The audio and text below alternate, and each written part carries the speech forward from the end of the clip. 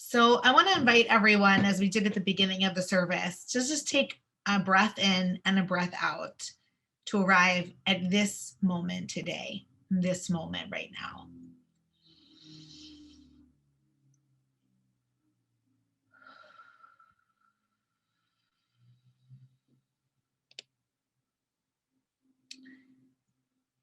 For those who may not be aware, the last time that we were all together as a community in our building for Shabbat services was Parshat Shabbat Zachor, as is today Shabbat Zachor, which comes the Shabbat before Purim. We were together on Purim, but in a diminished way as we had to cancel our Purim carnival and we're navigating, trying to figure things out. And by the next week, we knew we had to close down our building for what we did not know how long would be, right? And this continual conversation about when that will happen. While we have another couple weeks to mark this anniversary of sorts in secular time, the Jewish anniversary of our communal lockdown and our collective diaspora is now. This Shabbat is Shabbat Truma, Parshat Truma, as I've spoken about through the service. And as this year on every Shabbat, as is normally, every Shabbat before Purim is Shabbat Zachor, the Shabbat where we remember Amalek, which we will read as our third reading this Shabbat, our third Torah reading today. And what Amalek did to us when we were starting out on our freedom journey. The Torah says, Zachor et asher asa lecha Amalek. Remember what Amalek did to you on your journey after you left Egypt. How undeterred by fear of God, he surprised you on the march when you were famished and weary and cut down all the stragglers in your rear. Therefore, when God grants you safety from your enemies around you in a land that the Lord your God is giving you as a hereditary portion, you shall blot out the memory of Amalek from under heaven. Do not forget. That is the third reading we'll read today.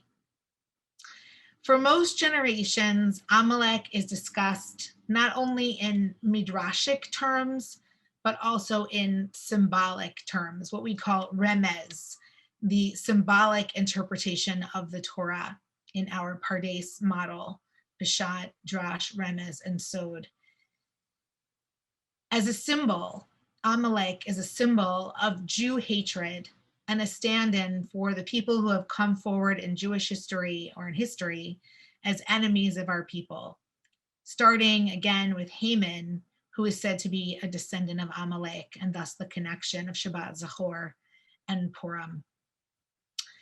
This year, with the anniversary of Shabbat Zachor on my mind, and the anniversary of our last time gathering for Shabbat services according to the Jewish calendar, I found myself sitting with a different symbolic remez interpretation of Amalek this year.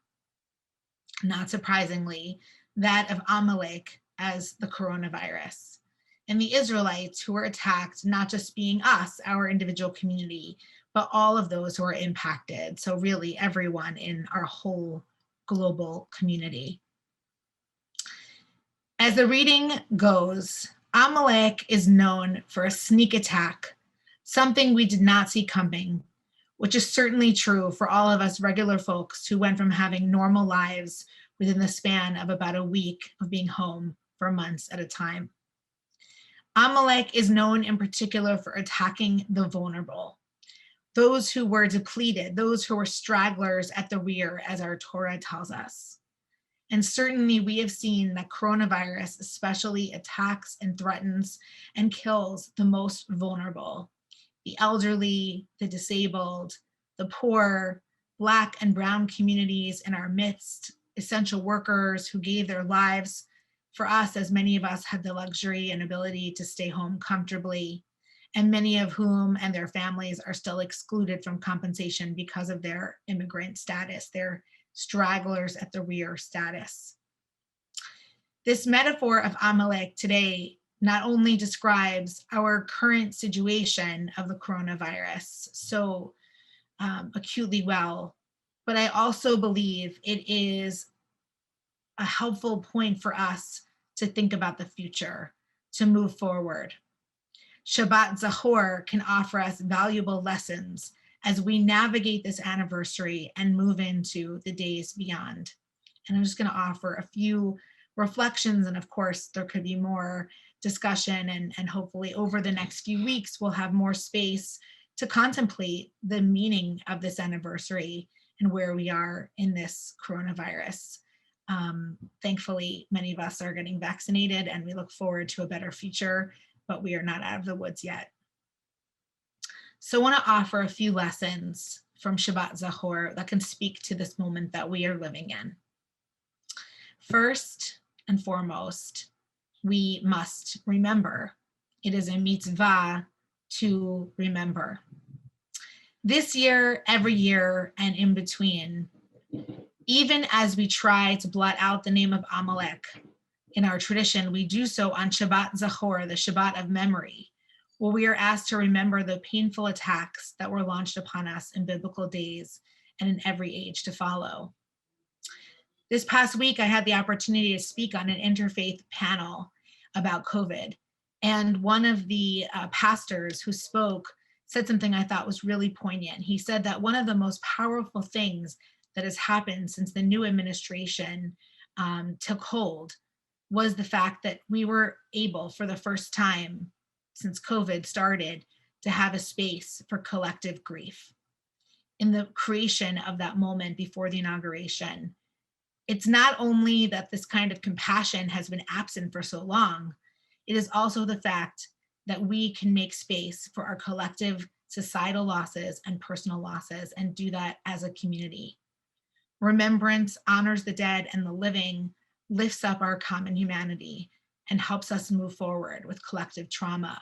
So we must find those moments to remember this year in this anniversary season, and going forward when we go back into a new life that we will create together. The second piece that I want to lift up from Shabbat Zachor for this moment is this question of how do we defeat Amalek, or how do we let Amalek have at least less success in future moments? And the answer is right there in the text. We must ensure that there are no stragglers in the rear at the first place. We must ensure that those who are hungry and weak and tired do not march alone, that they are protected by the community. This is not a new or radical contemporary idea. Rabbi Simcha Bunim, as a Hasidic leader in the late 18th century, teaches on this passage something along these lines. He says, Amalek could not have triumphed and killed so many Israelites had they not separated from the group, had they not been alone. I know that I have hit recently the proverbial pandemic wall, and that I am in a personal rush to return to normalcy. And while there is absolutely nothing wrong with wanting our lives to go back to involving socializing and synagogue and community building and eating together and play dates for children, it is also vital that we remember that what was normal before did not work for so many. So many of us within our own community, vulnerable populations like the elderly, or vulnerable populations like those with disabilities that were so easily looked over in the beginning of the pandemic, and other community as well, immigrant, Black and brown folks, and those who have been most at risk. This experience must inspire us to work towards a world where all of those who are vulnerable in our ancestors' march for freedom are protected by the whole community, so that another Amalek cannot wreak the havoc and devastation that this one did. As Simcha Bunim teaches, let us not leave one another isolated, one another alone. Let us make sure that those are not left behind again. One last comment as I close. Tradition teaches us that when we enter the month of Adar, we bring in joy. It's just part and parcel of entering into this month. Mi sheniknas Adar marbim v'simcha.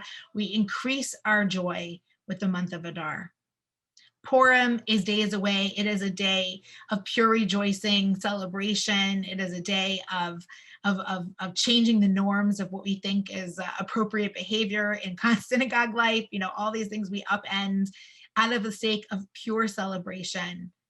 And Shabbat Zachor, in some ways, comes as a disruption in the midst of this spiritual high and joyful month. But it grounds us in the serious threats that we have faced and that we face. But it does not keep us down. We say these words before the holiday of Purim.